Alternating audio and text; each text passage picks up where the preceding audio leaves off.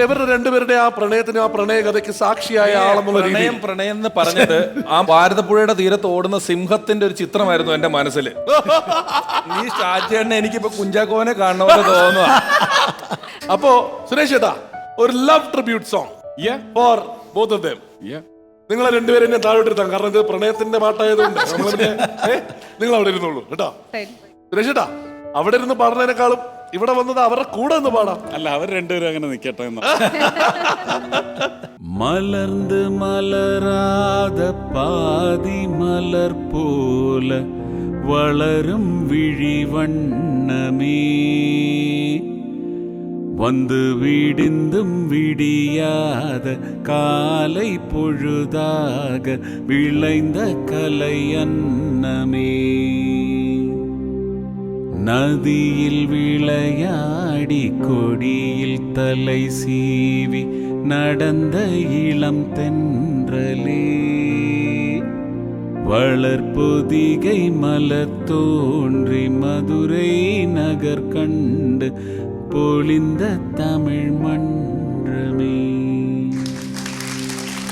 நதியில் விளையாடி கொடியில் தலை சீவி நடந்த இளம் தென்றலே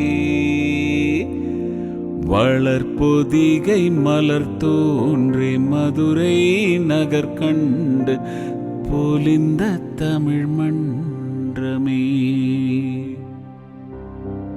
மலர்ந்து மலராத பாதி மலர் போல வளரும் விழி வண்ணமே வந்து விடிந்தும் விடியாத காலை பொழுதாக விளைந்த கலையன்னமே.